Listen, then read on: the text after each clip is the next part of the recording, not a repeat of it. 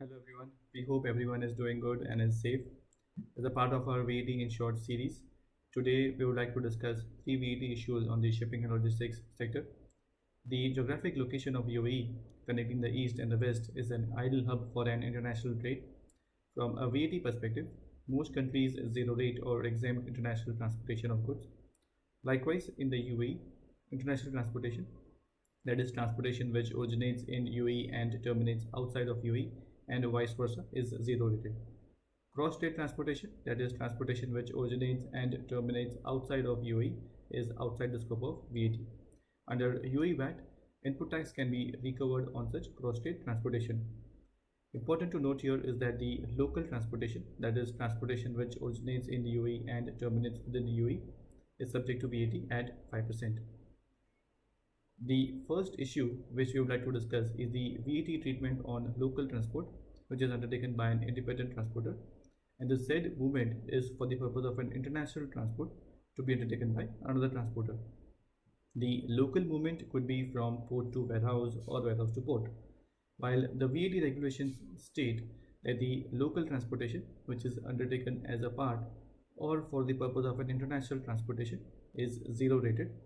It is not clear whether the benefit of zero rating can be claimed by the independent local transporter, or to qualify for zero rating, end-to-end movement should be undertaken by one transporter.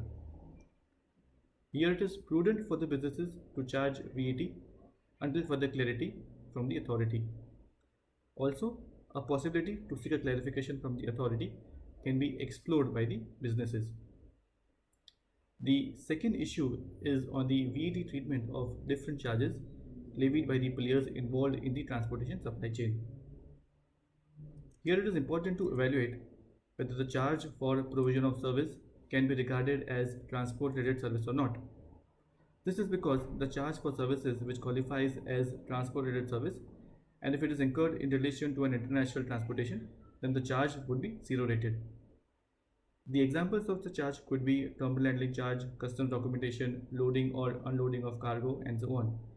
It needs to be checked whether the benefit of zero rating can be extended to handling charge, container repair charges, demurrage, or other similar charges which may not have a direct nexus with the transport.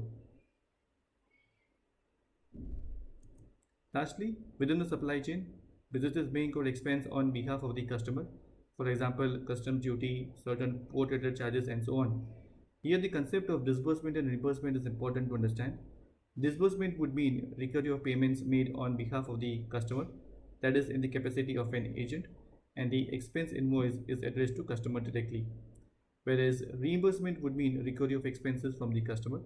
In case of reimbursement, the expense invoice is addressed to the business and not to the customer. The taxability of a disbursement transaction would be outside the scope of VAT, whereas reimbursement would follow the tax treatment of the main supply. Here, the businesses would need to check whether the concept is applied correctly or not, depending on whether the expense invoice is addressed to principal or whether the expense invoice is addressed to the customer directly. We hope you find today's video useful.